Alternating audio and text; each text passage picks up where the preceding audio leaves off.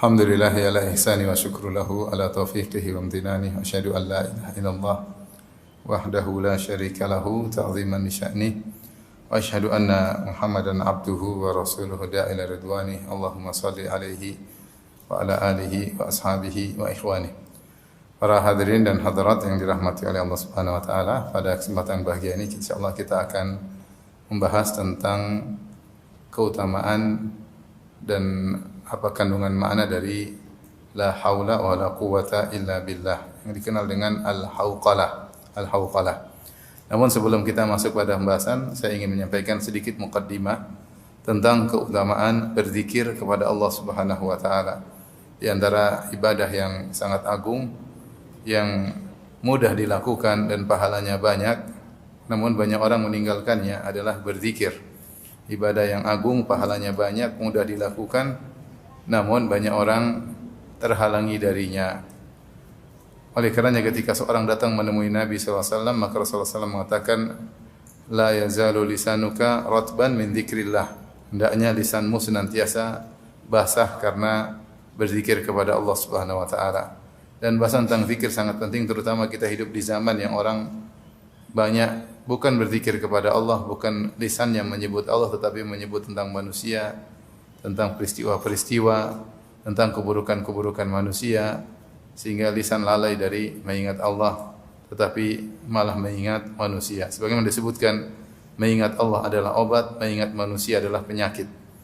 Tapi di antara keutamaan zikir yang sedikit kita sampaikan, sebenarnya sangat banyak, sebagaimana disebut oleh Ibnu Qayyim dalam kitabnya Al-Wabilus Sayyib. Al-Wabilus Sayyib banyak sekali, puluhan, kalau enggak salah 70 lebih keutamaan berzikir kepada Allah, namun kita sebutkan beberapa saja pada kesempatan kali ini untuk motivasi kita untuk banyak berzikir. Di antaranya, siapa yang mengingat Allah Subhanahu wa taala, maka Allah akan mengingatnya secara khusus. Allah berfirman, "Fadhkuruni adzkurkum." Ingatlah aku maka aku akan mengingat kalian, ya. Sebutlah aku maka aku akan menyebut kalian.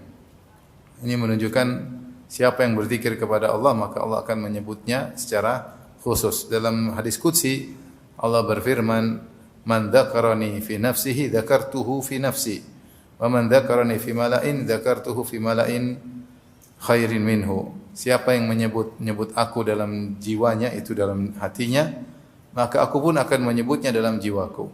Dan siapa yang menyebut-nyebut aku di hadapan suatu malak, suatu jamaah, maka aku akan menyebutnya di depan jamaah yang lebih baik daripada jamaah tersebut. Yaitu siapa yang menyebut aku di hadapan jamaah, aku akan menyebutnya di hadapan para malaikat.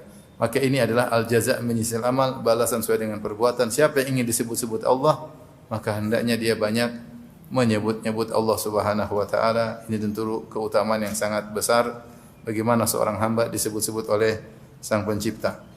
Kemudian di antara keutamaan berzikir kepada Allah, dan ini sangat kita butuhkan zaman sekarang, membuat kita lalai dari menyebut aib-aib orang, menyebut dosa-dosa lisan, ya. Kita ini kenapa sering terjebak dalam ghibah, namimah, merendahkan orang lain, terlalu banyak komentar, terlalu banyak mencela dan yang lainnya. Kenapa? Karena kita kurang berzikir kepada Allah Subhanahu wa taala. Seandainya lisan kita sering digunakan untuk berzikir, maka lisan kita akan terhalangi dan terlalaikan dari dosa-dosa lisan seperti ghibah, namimah dan yang lainnya. Demikian juga tadi sudah saya singgung, dengan kita banyak berzikir kepada Allah Subhanahu wa taala, kita akan terlalaikan dari menyebut-nyebut tentang manusia. Semakin kita sering sebut-sebut tentang manusia, dengan ikut medsos, berita tentang manusia, tentang keburukan-keburukan mereka, tentang aib-aib mereka, maka hati ini semakin sakit. Hati ini semakin terpenuhi dengan informasi-informasi yang hanya menjadikan hati menjadi gelap dan semakin susah mengingat Allah Subhanahu wa taala. Dan kita sudah masuk dalam dunia medsos, ada namanya kecanduan. Hati ini candu untuk mengingat manusia.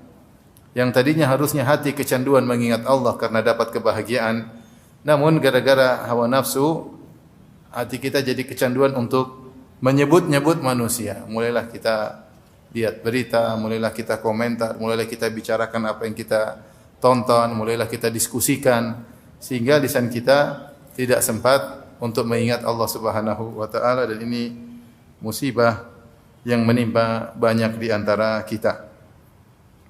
Kemudian di antara keutamaan berzikir yang berikutnya, yang keempat, bahwasanya berzikir mendatangkan kebahagiaan, ya. Kata Allah Subhanahu wa taala, "Alladzina amanu wa tatma'innu qulubuhum bi dzikrillah, ala bi dzikrillah tatma'innul qulub." Dan orang-orang yang beriman dan mereka tenang hati mereka karena mengingat Allah Subhanahu wa taala, maka ketahuilah dengan berzikir kepada Allah maka hati akan menjadi tenang. Banyak orang mencari kebahagiaan namun mereka lupa bahwasanya ada sebab utama bahagia adalah berzikir kepada Allah. Apakah dengan baca Al-Quran atau dengan istighfar atau dengan zikir-zikir yang banyak yang telah diajarkan oleh Nabi sallallahu alaihi wasallam. Banyak orang mencari kebahagiaan dengan jalan-jalan, dengan berpergian, dengan membeli barang-barang mewah, ya, dengan menonton-nonton film-film, dengan menonton lawakan-lawakan. Mereka tidak mendapat kebahagiaan. Benar ada kelezatan syahwat, benar tersalurkan syahwat tersebut. Ada ketawa ketiwi, tetapi bahagia adalah suatu yang lain. Kebahagiaan tempatnya di hati, ya. Oleh karenanya, siapa yang ingin bahagia, maka hendaknya dia banyak mengingat Allah Subhanahu wa taala, banyak berzikir kepada Allah Subhanahu wa taala, ya. Sampai Ibn Taimiyah rahimahullah menyebutkan bahwasanya kebutuhan manusia terhadap zikir seperti kebutuhan ikan terhadap air. Tanpa air maka ikan tersebut akan mati. Tanpa zikir manusia layaknya hatinya mati, ya. Orang yang mengingat Allah dengan orang tidak mengingat Allah kal hayyil wal mayyit, seperti orang yang hidup maupun orang yang mati. Maka saya katakan, di zaman sekarang ini orang banyak mencari jalan-jalan kebahagiaan namun mereka tidak meraihnya, ya. Karena mereka mencari kebahagiaan dengan cara yang salah. Sebagian orang pergi jalan-jalan ke luar negeri, ya. Sampai di sana ribut, yang satu pingin ke utara, satu pingin ke selatan, yang satu pingin ke tempat main ini, yang satu pingin ke tempat main yang sana. Sudah sampai di tempat senang-senang malah ribut, ya. Kemudian pulang juga ribut, terlalu banyak uang dikeluarkan akhirnya ribut, ya. Bahagia yang penting adalah mengingat Allah Subhanahu wa taala dimanapun kita berada. Kemudian juga di antara faedah zikir yang menakjubkan adalah menguatkan hati dan menguatkan badan. Hati menjadi kuat. Seorang kalau sering berzikir hatinya kuat, dia sabar, tegar. Kekuatan hati itu luar biasa kita butuhkan di zaman sekarang ini. Kehidupan di sini di zaman kita banyak ujian, banyak cobaan, banyak cercaan. Kalau hati kuat, maka kita tegar menghadapi ujian-ujian tersebut. Ternyata bukan cuma hati aja yang kuat, fisik juga kuat. Makanya ketika dalam hadis Sahih Bukhari dan yang lainnya, ketika Fatimah radhiyallahu taala anha minta pembantu kepada Nabi sallallahu alaihi wasallam, maka Nabi sallallahu alaihi wasallam tidak kasih pembantu. Nabi malah suruh berzikir sebelum tidur. Subhanallah 33 kali, kemudian alhamdulillah 33 kali, Allahu akbar 33 kali. Rasulullah suruh berzikir. Yang zikir itu lebih baik daripada pembantu, khairun min khadim, lebih baik dari pembantu. Artinya orang yang berzikir sebelum tidur dia kuat, dia akan bangun lebih segar dan dia lebih apa? Lebih kuat. Dia lebih kuat. Nah, kita lihat bagaimana para ulama. Kita kalau lihat bagaimana kegiatan mereka padat. Tidur mereka sedikit, tapi mereka subhanallah diberi umur panjang oleh Allah Subhanahu wa taala. Fisik mereka kuat dan ini kenyataan, bukan dongeng, ini kenyataan, ya. Kalau kita lihat kita enggak mampu mengikuti mereka. Kenapa? Karena mereka sering berzikir kepada Allah Subhanahu wa taala. Jadi benar orang yang sering berzikir kepada Allah bukan cuma dikasih kekuatan hati, juga diberi kekuatan apa? Fisik. Diberi kekuatan apa? Fisik. Taib. Yang berikutnya yang keenam, ya. Siapa yang sering berzikir kepada Allah Subhanahu wa taala maka dia sering melakukan muraqabah. Muraqabah itu merasa dilihat oleh Allah Subhanahu wa taala. Ya, yang itu adalah derajat al-ihsan, derajat tertinggi al-ihsan. Ketika Jibril berkata, "Ya Muhammad fa akhbirni anil ihsan." Wahai Muhammad, berilah kabar, penjelasan kepada aku apa itu al-ihsan. Maka Rasulullah SAW berkata, "Anta abudallaha ka'annaka tarahu fa illam takun tarahu fa innahu yarak." Al-ihsan adalah engkau beribadah seakan-akan engkau melihat Allah. Jika kau tidak mampu melihat Allah, maka yakinlah Allah melihatmu. Seorang yang selalu berzikir ikhlas bukan karena riya. Ketika dia berzikir sambil menghayati apa yang dia zikirkan, maka dia selalu ingat Allah. Dia merasa Allah mengawasinya, selalu Allah melihatnya. Dia berzikir dalam kesendirian, ya. Bagaimana Rasulullah ketika menyebutkan tentang 7 golongan yang Allah naungi pada hari kiamat kelak, di antaranya rajulun dzakarallaha khalian fafadat ainah. seorang tatkala sedang bersendirian, dia ingat Allah maka dia pun menangis. Maka seorang yang sering berzikir kepada Allah, terutama dalam kesendiriannya, maka dia sadar dan dia yakin Allah senantiasa melihatnya, maka secara tidak sadar tiap hari dia menempa dirinya untuk mencapai derajat al-ihsan, yaitu beribadah dengan merasa selalu diawasi oleh Allah Subhanahu wa taala, sehingga dia tidak terlalu peduli dengan komentar manusia. Bagi dia yang penting bagaimana penilaian Allah Subhanahu wa taala, karena dia merasa senantiasa dilihat oleh Allah Subhanahu wa taala. Kemudian di antara keutamaan berzikir, orang yang berzikir dia akan merasakan kebahagiaan, sudah kita singgung tadi, bahkan merasakan kelezatan jiwa, sampai disebutkan bahwasanya di surga seluruh ibadah putus kecuali ibadah zikir. Seluruh ibadah putus kecuali ibadah apa? Zikir. Di surga enggak ada lagi salat, enggak ada lagi puasa, ya. Di surga kok puasa? Di surga enggak ada puasa. Di surga sudah tidak ada puasa, tapi di surga ada zikir. Maka disebutkan dan ciri-ciri surga, ciri penghuni surga, kata Nabi sallallahu alaihi wasallam Sahih Muslim, fayulhamuna at-tasbih wal hamda, dalam riwayat wat takbir, kama tulhamuna nafas. Maka penghuni surga diberi ilham oleh Allah untuk bertasbih dan bertahmid dan bertakbir, sebagaimana kalian di dunia diberi kemudahan untuk bernafas. Bukankah kita bernafas tanpa kesulitan sama sekali? Maka di surga pun demikian, ketika mereka berzikir subhanallah walhamdulillah Allahu akbar, mereka tanpa kesulitan sama sekali, dan justru mereka merasa kebahagiaan karena semua aktivitas penghuni surga adalah kebahagiaan. Dan di antara aktivitas mereka dari ibadah yang tersisa di dunia yang masih berlanjut di akhirat adalah berzikir kepada Allah Subhanahu wa taala.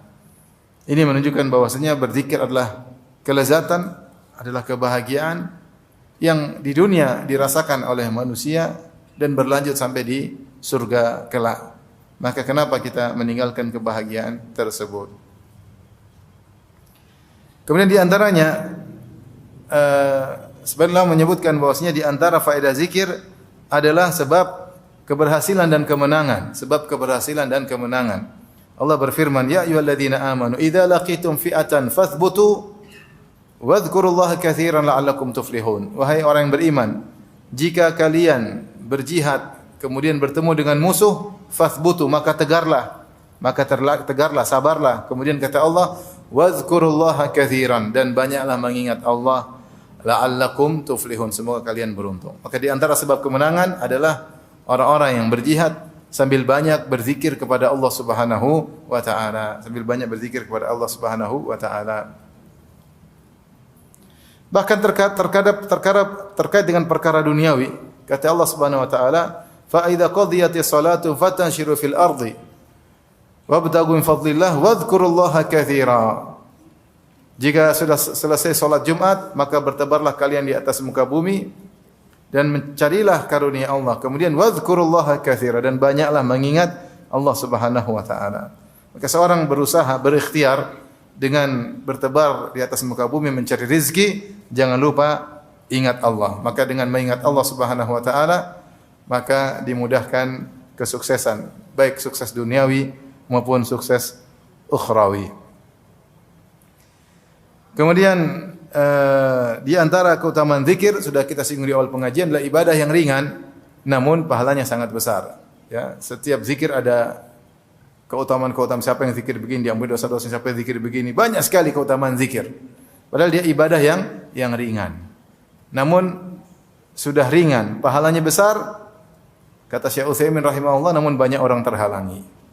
Ini menunjukkan bahwasanya hidayah taufik di tangan Allah Subhanahu wa taala. Lihat kita sekarang, siapa yang orang sering berzikir? Jarang. Ya, yang sering berzikir jarang. Ya. Sudah beli alat hitung-hitung pun tidak dipakai. Ya. Tidak dipakai. Ya. Bahkan beli 5, beli 4, tidak dipakai.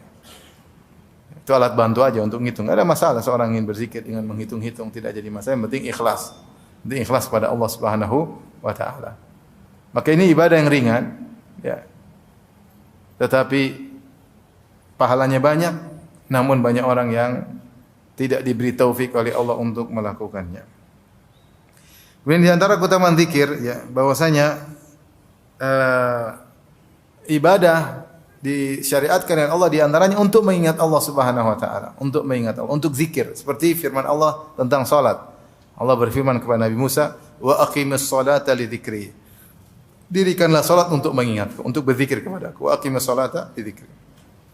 Ya, Allah juga berfirman, "Inna salata tanha 'anil fahsya'i wal munkar wa la dzikrullahi akbar." Sungguhnya salat itu mencegah dari keburukan, dari maksiat dan kemungkaran, dan zikir kepada Allah lebih besar, ya.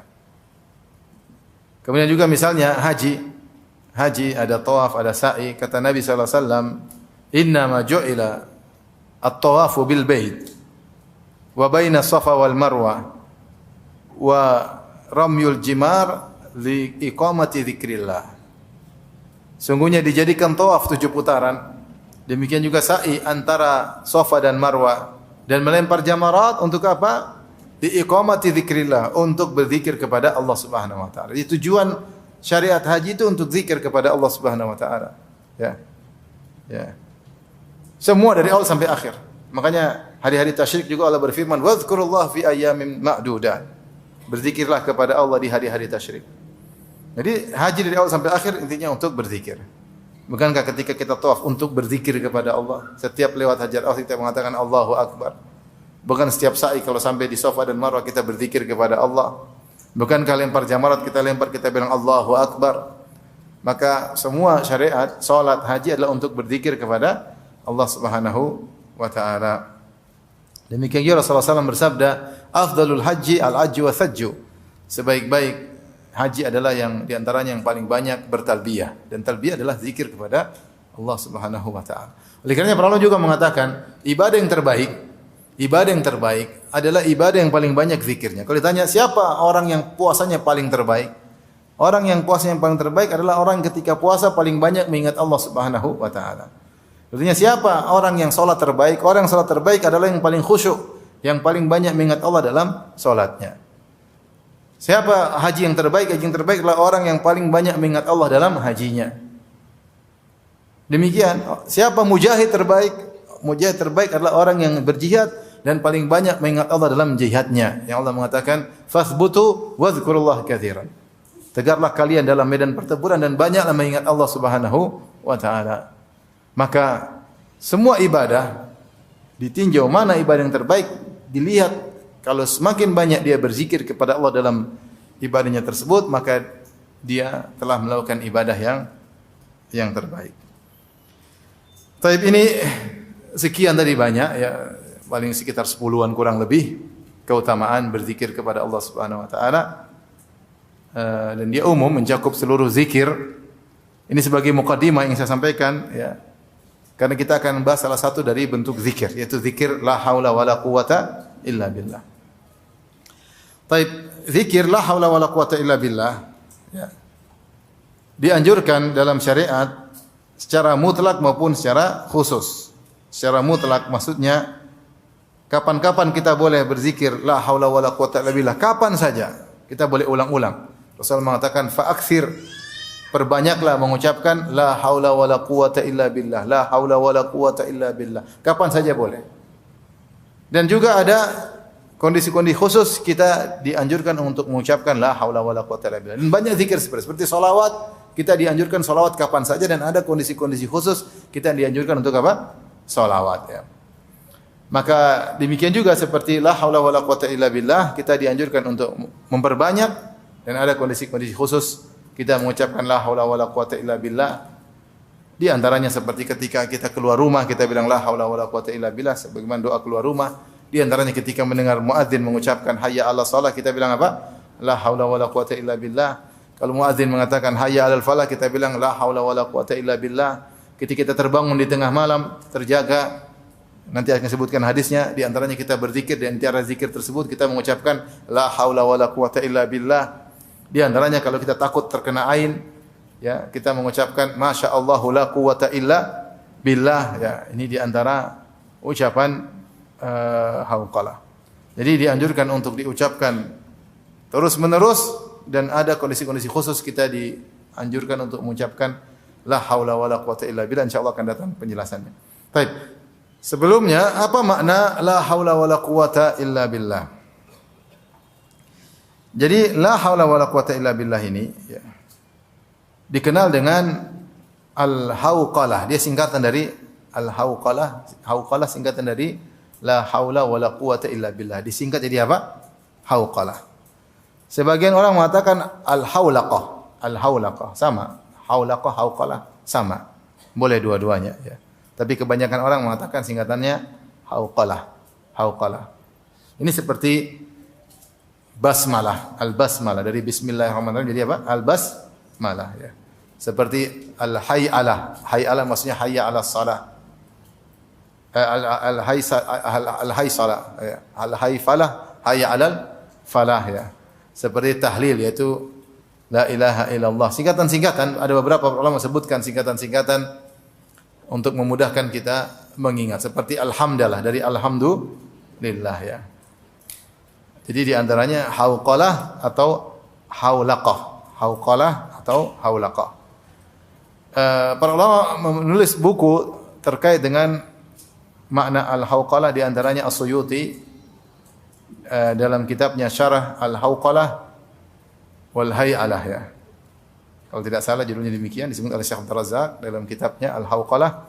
Demikian juga Ibnu Abdul Hadi dalam kitabnya Fadl la haula wala quwata illa billah. Jadi antara buku yang terbaik tentang hauqalah adalah buku yang ditulis oleh Syekh Abdul Razzaq hafizahullah taala, judulnya Al-Hauqalah mafhumuha wa fadailuha wa dalalatuha al-aqdiyah. Yaitu hauqalah tentang maknanya, keutamaannya dan penunjukannya terkait dengan akidah. Apa sih nilai akidah yang ditunjukkan oleh kalimat al-hauqalah? Insyaallah pada kesempatan kali ini kita akan membahas ya al-hauqalah, kita sadur dari buku Syekh Abdul Razzaq hafizahullah taala. Ikhwan dan akhwat yang dirahmati Allah Subhanahu wa taala, al-hauqalah ya. Sebelum kita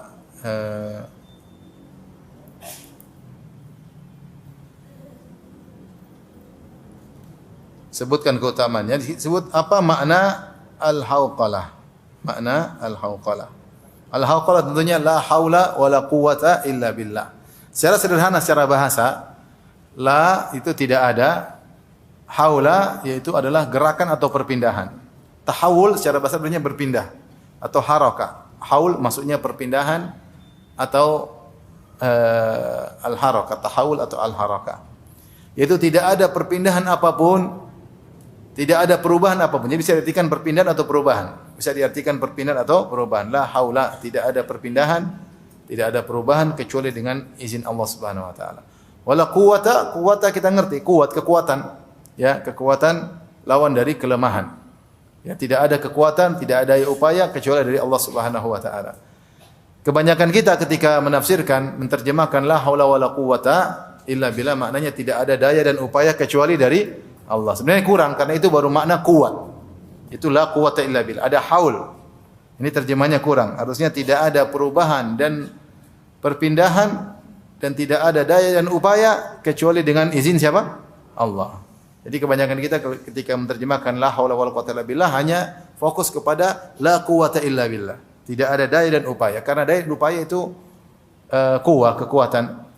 Tapi al-haul maknanya perubahan, perpindahan. Bahwasanya segala yang terjadi di alam semesta, perpindahan, perubahan satu kondisi-kondisi yang lain, ya, di alam atas maupun alam bawah, langit maupun bumi maupun dasar lautan, tidak ada perubahan, tidak ada perpindahan kecuali dengan izin siapa? Allah.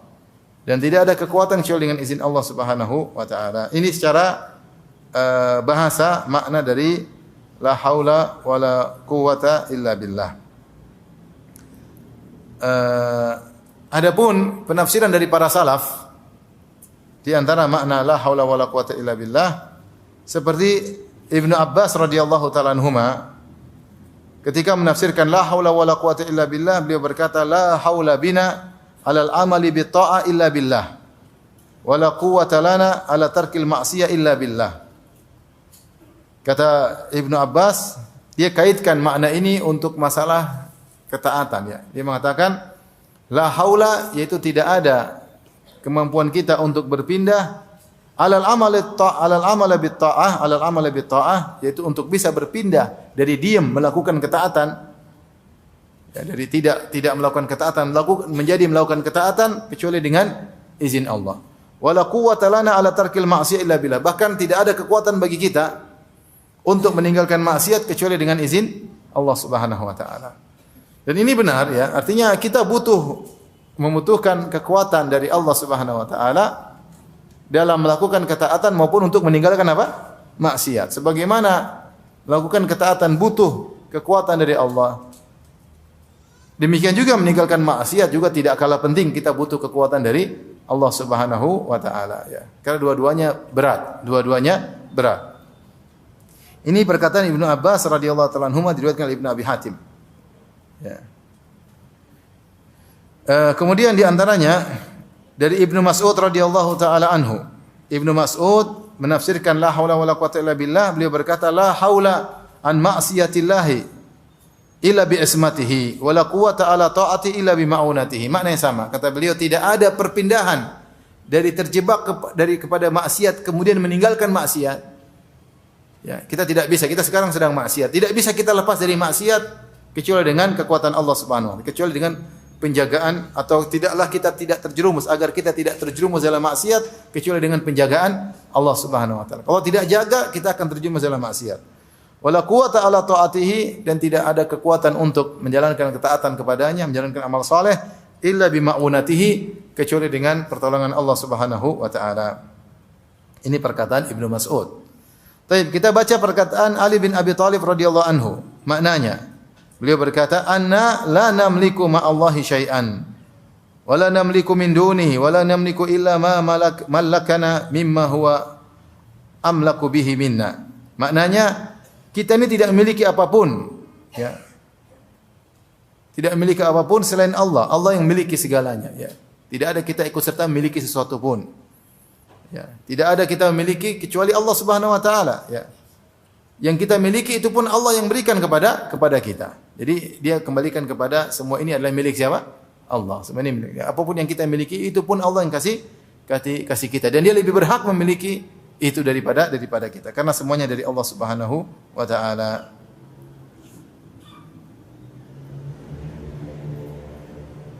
Kemudian diriwayatkan dari Zuhair bin Muhammad, tafsir la haula quwwata billah, dia berkata, la ta'khudhu ma tuhibbu illa billah.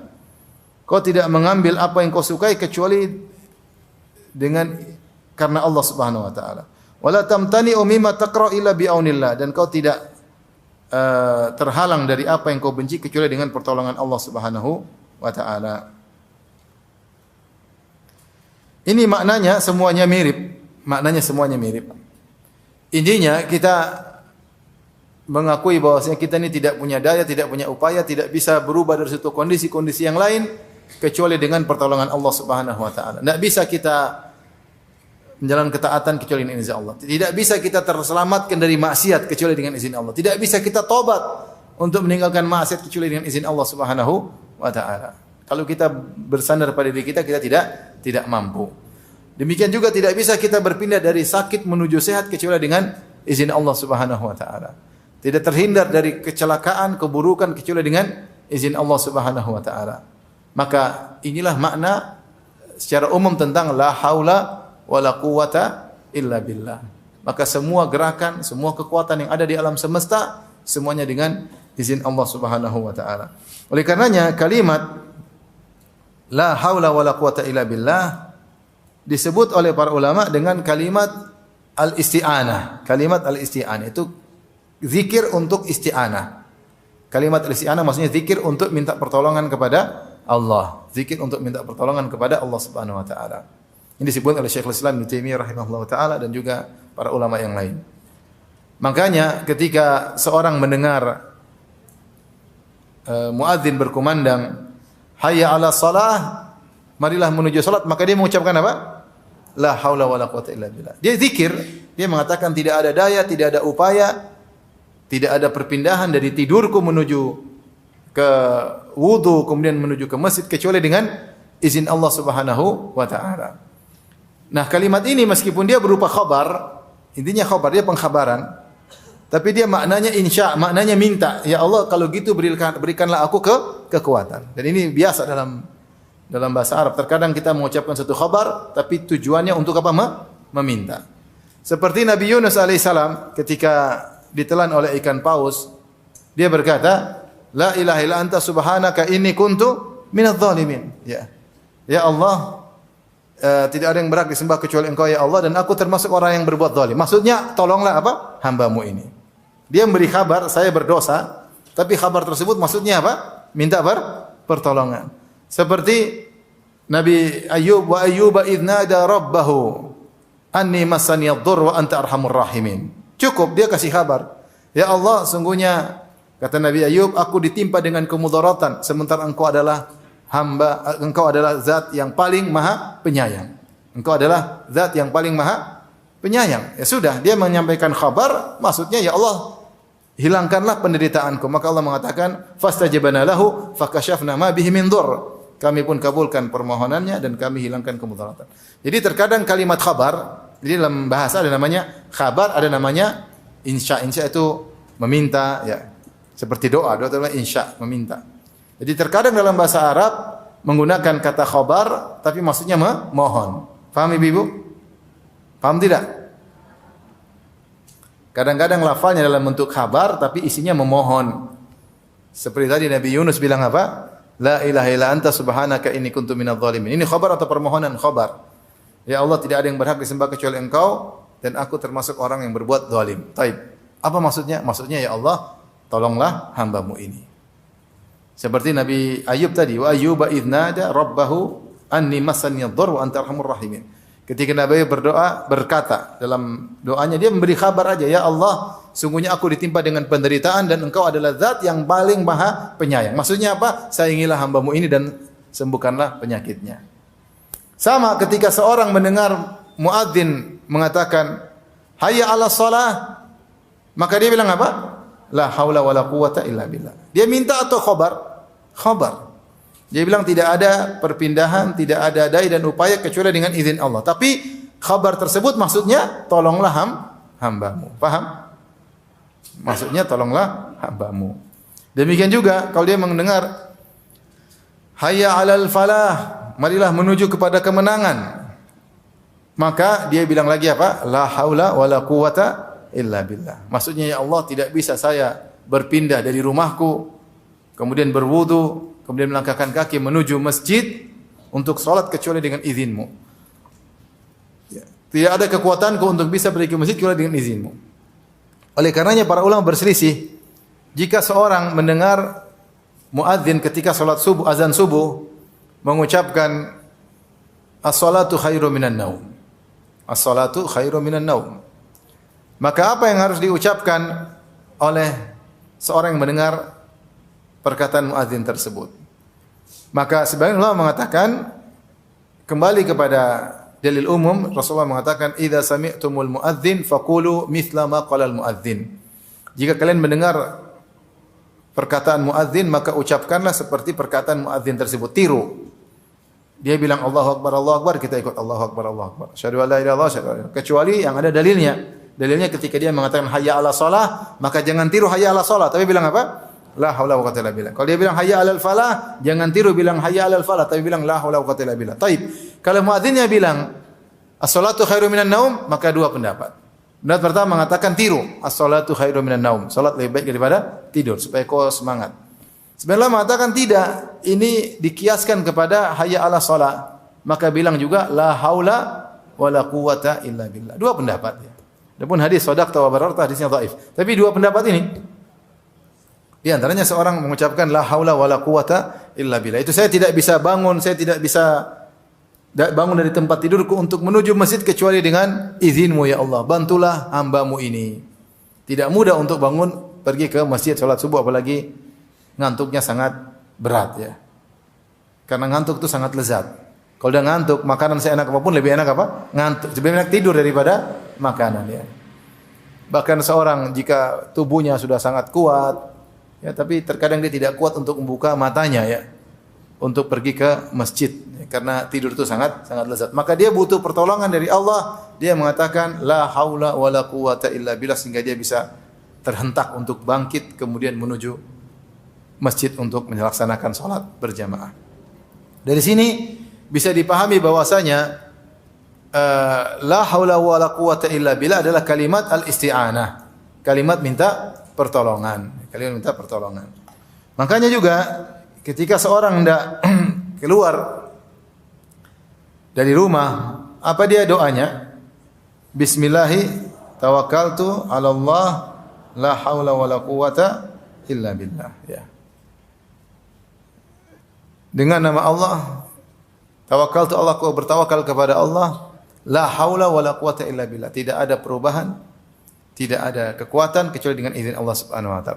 Berarti dia minta tolong agar dia diselamatkan dalam perjalanannya ketika keluar dari rumahnya. Di rumah itu banyak sekali godaan, banyak sekali ujian, banyak sekali penjahat, banyak sekali. Maka dia mengucapkan la haula wala quwata illa billah, dan agar tujuan dia bisa tercapai, program dia hari ini bisa terjalankan, maka dia butuh la haula wala quwata illa billah. Berarti dia minta tolong, maka la haula quwata itu kalimat isti'anah. Makanya ketika dia mengucapkan tersebut, maka setan minggir. Dikatakan kepada dia hudita kufita wuqit. Kau diberi petunjuk, kau dicukupkan oleh Allah dan kau dijaga oleh Allah Subhanahu wa taala. Maka setan akhirnya minggir, tidak berani menggodanya karena dia sudah minta pertolongan kepada Allah dengan kalimatul isti'anah, doa minta pertolongan, la haula wala quwata illa billah. Dan inilah sebenarnya kalimat al-isti'anah, la haula wala quwata illa billah, inilah yang merupakan sama maknanya dengan wa iyyaka nasta'in. Wa iyyaka nasta'in yang selalu kita ikrarkan dalam salat kita, iyyaka na'bud wa iyyaka nasta'in. Hanya kepada Engkau lah kami beribadah dan hanya kepada Engkau lah kami mohon pertolongan. Maka ketika kita mengucapkan la haula wala quwata illa billah, kita hadirkan bahwasanya kita sedang minta tolong kepada Allah Subhanahu wa taala. Baik, di antaranya juga disyariatkan seorang mengucapkan la haula wala quwata illa billah adalah ketika dia takjub dengan sesuatu, seperti Allah sebutkan dalam kisah perbincangan antara seorang mukmin dengan seorang kafir sahabatnya, kisah ashabul jannatain, sahibul jannatain yang Allah sebut dalam surat Al-Kahfi. Maka orang mukmin nasihati temannya, dia mengatakan walaula idh dakhalta jannataka qulta ma syaa Allahu la quwwata illa billah. Seandainya kalau kau masuk dalam kebunmu yang indah tersebut, kau ucapkan masya Allah la quwwata illa billah. Masya Allah la quwwata illa billah. Ya. Masya Allah la quwwata illa billah. Ya. Artinya ditafsirkan oleh Ibnu Taimiyah rahimahullah dalam Majmu' Fatawa, masya Allah ya, maksudnya masya Allahu kana fala ya'man. Apa yang Allah kehendaki pasti terjadi, maka jangan kau merasa aman. Dinasihati karena orang ini melihat kebunnya yang indah, dia takjub, dia merasa bahwasanya kebun ini akan terus ada sampai terusnya, ternyata kebun tersebut dihancurkan oleh Allah Subhanahu wa taala. Maka seharusnya kalau masuk ke kebunmu kau bilang masya Allahu la quwata illa billah. Maksudnya apa yang Allah kehendaki terjadi dan tidak ada yang bisa menjaga kebun ini kecuali siapa? Allah. Wala quwata, dan tidak bisa terjadi kebun ini kecuali dengan izin Allah Subhanahu wa taala. Maka dengan mengucapkan masya Allahu la quwata illa billah, maka bisa dua faedah. Disebutkan oleh Taimiyah, di antara faedahnya adalah untuk mencegah ain. Jangan sampai ain mengenai kebunmu yang indah tersebut. Terus disebutkan juga, hal ini disebutkan juga oleh Ibnu Katsir dalam tafsirnya, bahwasanya di antara zikir yang bisa kita ucapkan kalau takut terkena ain, kita bilang masya Allahu la quwata illa billah. Masya Allahu la quwata illa billah. Ini disebutkan oleh Ibnu Taimiyah dalam Majmu' Fatawa, disebutkan oleh Ibnu Katsir dalam tafsir ayat ini, dan juga disebutkan oleh Syekh bin Baz, Syekh Utsaimin rahimahullah, dan juga Lajnah Daimah. Maka di antara zikir kalau kita takjub pada sesuatu agar tidak terkena ain, kita bilang masya Allahu la quwata illa billah. Ingat, ini kalimat khabar tapi maknanya doa, faham?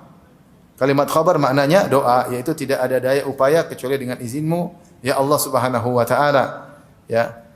La quwata illa billah. Kemudian di antara fungsinya agar tidak ujub. Karena sahibul jannatain ini, orang kafir pemilik dua kebun yang indah ini, dia ujub dengan kebunnya yang indah. Dia ujub.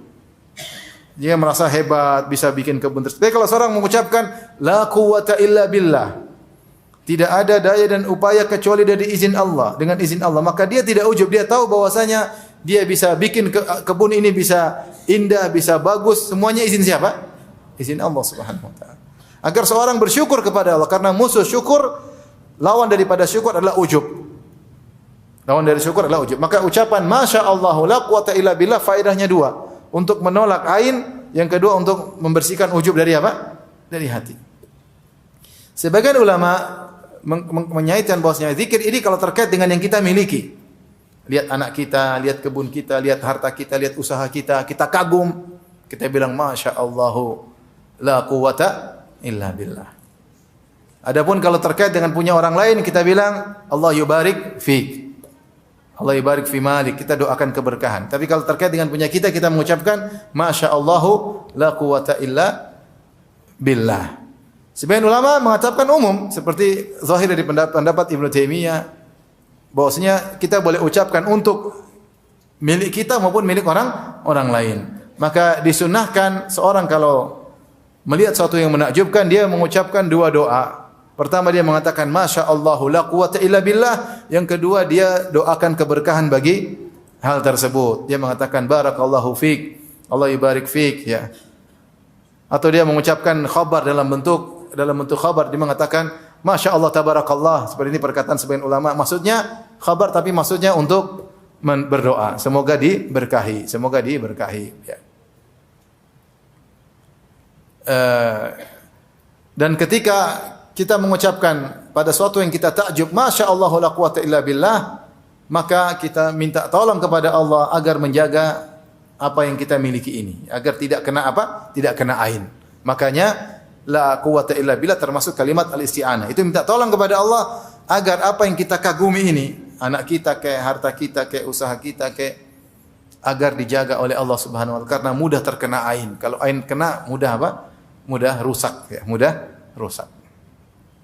Dan tadi fungsinya juga agar tidak ujub, agar tidak ujub. Maka kalimat la haula wala quwwata illa billah adalah kalimat al-isti'anah, ya.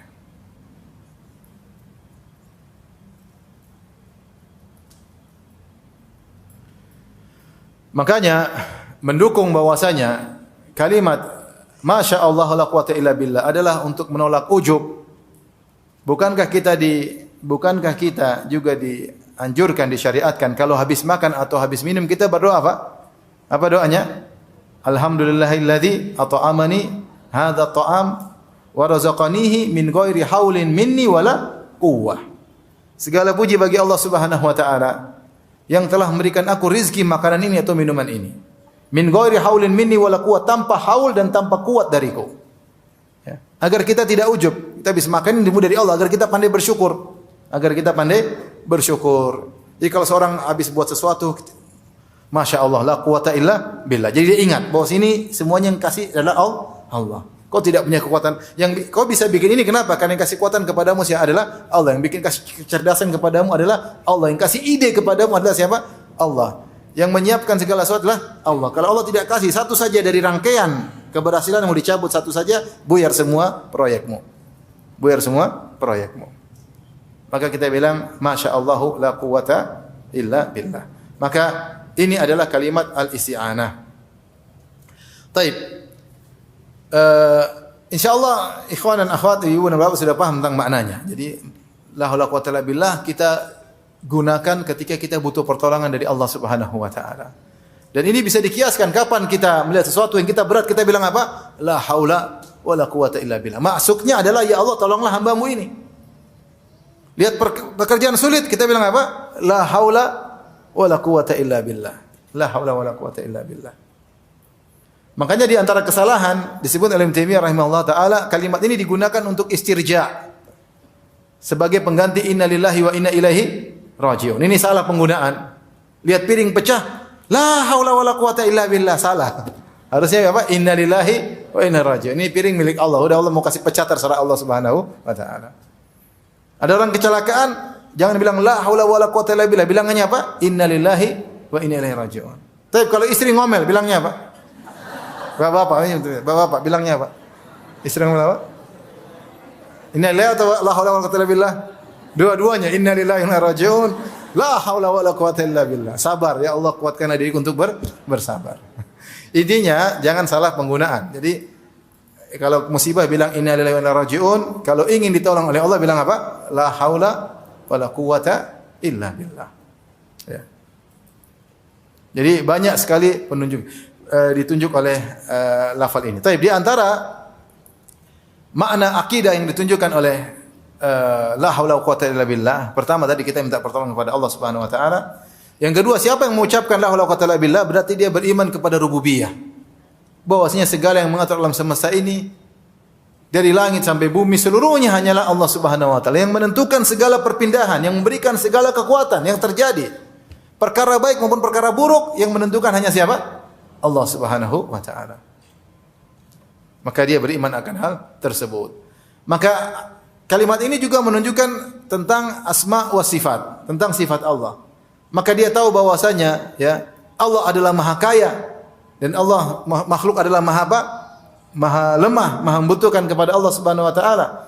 Bahwasanya Allah Subhanahu wa taala mengatur alam semesta ini dengan sendirian karena Dia maha kaya dan Dia maha mendengar, maha mengetahui.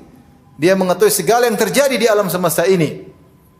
Sehingga dengan demikian seorang ketika mengucapkan la haula wa quwwata illa billah dia dengan penuh keyakinan bahwasanya ya Allah semua ini Kau yang atur, semua perpindahan adalah dengan keputusan-Mu, tidak ada kekuatan apapun daya pun kecuali dengan izin-Mu, maka aku mohon pertolongan kepada Engkau. Maka dengan demikian dia juga mengamalkan tauhid al-uluhiyah karena dia hanya bersandar kepada Allah Subhanahu wa taala ya. Dia hanya bersandar kepada Allah Subhanahu wa taala. Maka jangan bilang la haula wala quwata illa billah tapi minta-minta kepada mayat. La haula wala quwata illa billah tapi pakai jimat. La haula wala quwata illa billah tapi pergi ke dukun. Ini syirik semuanya. La haula wala quwata illa billah tapi kasih sajen kepada jin-jin. Nyi Roro Kidul, jin tomang dan jin lainnya ya. Syirik semuanya ya. La haula wala quwata illa billah tapi pasrahnya kepada makhluk bukan kepada Allah. Pasrahnya kepada makhluk, tawakalnya kepada makhluk. Bukan la haula wala quwata illa billah. La haula wala quwata illa billah tawakal kepada siapa? Allah. Oleh karenanya selain dia kalimat al-isti'anah dia kalimat tawakal. Kalimat tawakal. Dan di antara penunjukan la haula wala quwata illa billah beriman kepada takdir, beriman kepada takdir. Makanya kita mengatakan masya Allah la quwata illa billah. Apa yang Allah kehendaki itu yang terjadi. Tidak ada daya upaya kecuali dengan izin Allah Subhanahu wa taala.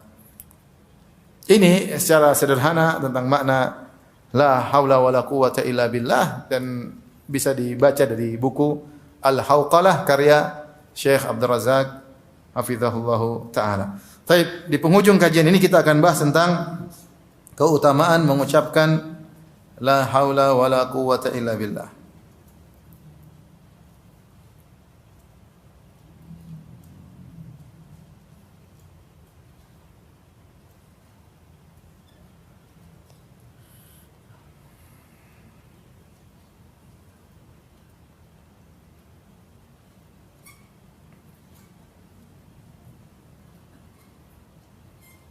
Adapun keutamaan mengucapkan la haula wala quwwata illa billah.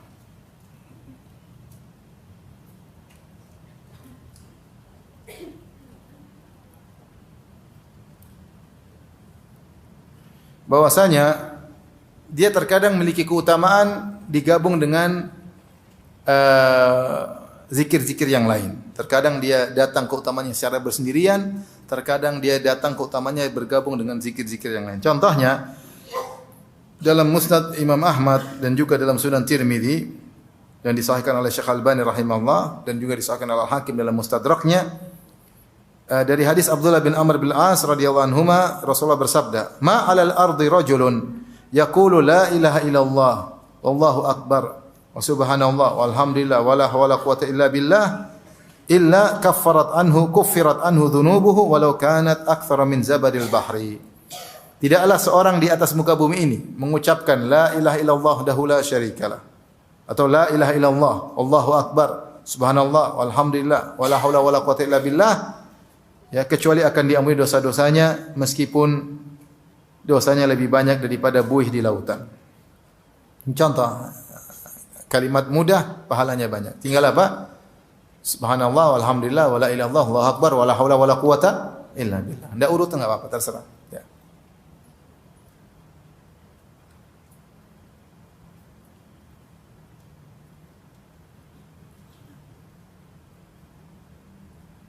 Di antara juga la haula wala quwata illa billah, di antara al-baqiyatus salihat yang Allah sebutkan dalam surat Al-Kahfi 40 ayat 46, Allah berfirman, wal baqiyatus salihatu khairun 'inda rabbika thawaban wa khairun amala. Dan al-baqiyatus salih itu amal saleh yang tersisa, yang abadi. Amal dunia kita lakukan selesai, tapi ada amal yang abadi yaitu salihat yang baqiyat. Maksudnya amal yang abadi, yang amal saleh dan abadi ganjarannya di surga. Dia amal tersebut tersisa, kita sudah meninggal, amal tersebut tersisa dan ganjarannya abadi di surga. Kata Allah, wal baqiyatus salihatu khairun inda rabbika. Dan al baqiyatus salihat, amal saleh yang abadi tersebut lebih baik di sisi Rabbmu, thawaban, pahalanya, wa khairun amala, dan lebih baik harapannya.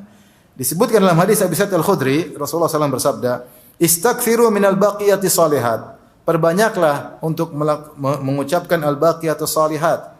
Maka ditanya, ya Rasulullah, apa itu al-baqiyatus salihat? Maka dia mengatakan at-takbir wa tahlil wa tasbih wal hamd wa la haula wa la quwata illa billah. Sama, subhanallah, alhamdulillah, wa la ilaha illallah, Allahu akbar, wa la haula wa la quwata illa billah.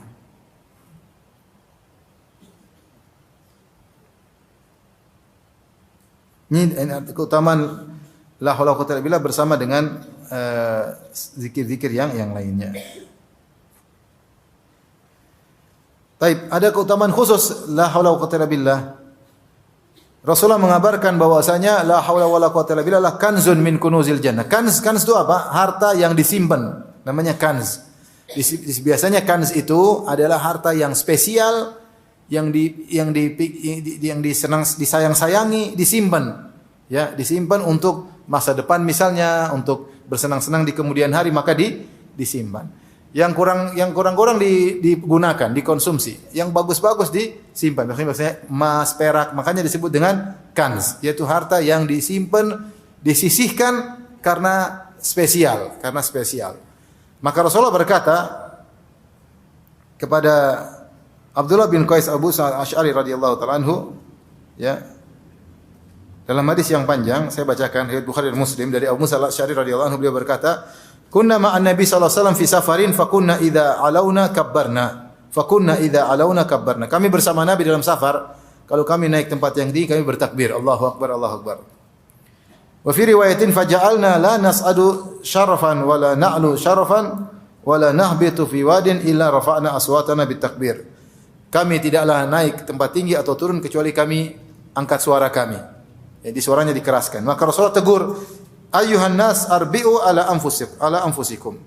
Sayangilah diri kalian, itu tidak usah menyusahkan diri kalian. Jangan keras-keras ketika berzikir. Fa innakum la tad'una asam wala ghaiban walakin tad'una sami'an basiran. Kalian tidak sedang berzikir atau menyeru kepada zat yang tuli ataupun yang gaib, tetapi kalian sedang menyeru zat yang Maha mendengar lagi Maha melihat. Jadi enggak perlu Allahu akbar, enggak perlu. Selama hukum asal zikir adalah tidak dikeraskan kecuali ada dalil yang menunjukkan untuk dikeraskan. Hukum asal zikir tidak perlu dikeraskan kecuali ada zikir yang menunjukkan untuk dikeraskan, seperti talbiyah, seperti takbiran ya ketika lebaran misalnya ya, maka ini dianjurkan untuk dikeraskan. Jika tidak maka hukum asalnya cukup dengan lirih karena Allah Maha mendengar. Allah Maha mendengar ya. Allah Maha mendengar. Baik. Thumma ata alayya wa ana aqulu fi nafsi. Kemudian Rasulullah SAW mendatangiku sementara dalam jiwaku aku berkata la haula wala quwata illa billah. Rupanya Rasulullah berkata, "Ya Abdullah bin Qais." Rasulullah seakan-akan diberitahu oleh Allah Abu Musa Al-Asy'ari sedang mengucapkan la haula wala quwata illa billah. Maka Rasulullah berkata, "Qul," ucapkanlah. Jangan cuma di hati, ucapkanlah. La haula wala quwata illa billah. Ucapkanlah. Itu berzikir la haula wala quwata illa billah. Fa innahu kanzun min kunuzil jannah. Karena la haula wala quwata illa billah adalah kanz. Itu tadi saya bilang harta yang disimpan yang mewah di surga. Ya, artinya pahalanya besar. Pahalanya besar di surga. Kau akan menikmati pahala tersebut dari ucapan la haula wala quwata illa billah.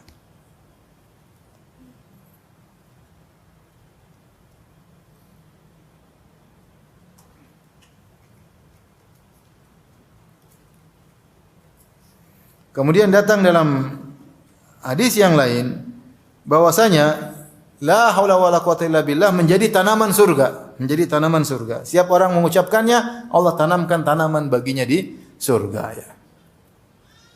Kita senang enggak di kebun di rumah ada pohon mangga yang berbuah ranum itu kita suka. Tahu ada pohon korma yang buahnya banyak, kita suka ya. Ya. Jangankan pohon korma, pohon ketimun aja kita suka. Artinya kita senang kalau punya lahan kemudian banyak pohon-pohon yang indah-indah kita senang. Apalagi pohon di surga, apalagi tanaman di surga. Rasulullah SAW berkata, kata Nabi SAW, ketika Rasulullah SAW malam Isra Mi'raj, ya, Rasulullah SAW melewati Nabi Ibrahim alaihissalam. Maka Nabi Ibrahim berkata kepada Rasulullah, ya Muhammad, mur ummataka an yukthiru min girasil jannah. Wahai Muhammad, perintahkanlah umatmu untuk berbanyak menanam pohon di surga, tanaman di surga. Kalau ma girasul jannah, apa itu tanaman di surga? Qala la haula wala quwwata illa billah. La haula wala quwwata illa billah. Di setiap orang mengucapkan la haula wala billah ditanamkan pohon baginya di surga. Demikian dalam hadis yang lain, bahwasanya la haula wala quwwata illa billah adalah pintu dari pintu-pintu surga. Al-Imam Ahmad dan Tirmidzi dan Al-Hakim meriwayatkan dari Qais bin Sa'ad bin Ubadah anna abahu, bahwasanya Sa'ad bin Ubadah ayahnya itu dafa ila Nabi sallallahu alaihi wasallam yakhdimuhu. Dibawa kepada Nabi untuk melayani Nabi. Famarra bin Nabi sallallahu alaihi wasallam wa qad shallaitu.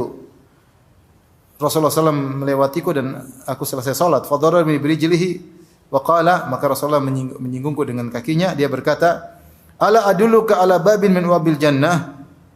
Maka aku tunjukkan kepada engkau, maukah aku tunjukkan kepada engkau salah satu pintu dari pintu-pintu surga? Qultu bala, tentu ya Rasulullah. La haula wala quwata illa billah. Yaitu mengucapkan la haula wala quwata illa billah sebab untuk masuk apa? Surga.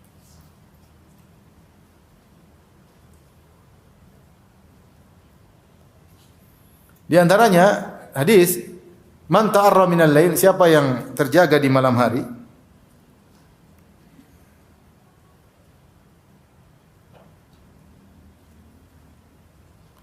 kemudian dia mengucapkan zikir, ya,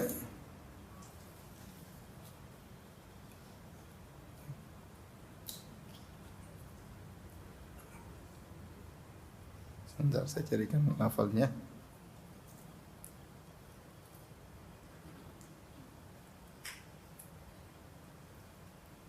Dia terbangun di malam hari kemudian dia berzikir la ilaha illallah wahdahu la syarikalah lahul mulku wa lahul hamdu wa ala kulli syai'in qadir. Alhamdulillah wa subhanallah wa la ilaha illallah wallahu akbar wa la haula wa la quwata illa billah. Terjaga di malam hari dia mengucapkan tadi. Ulangi apa? La ilaha illallah wahdahu la syarikalah lahul mulku wa lahul hamdu wa ala kulli syai'in qadir. Kemudian alhamdulillah wa subhanallah wa la ilaha illallah wallahu akbar wala haula wala quwata illa billah. Kemudian dia berkata, Allah maghfirli, ya Allah ampunilah aku, maka Allah ampuni dia.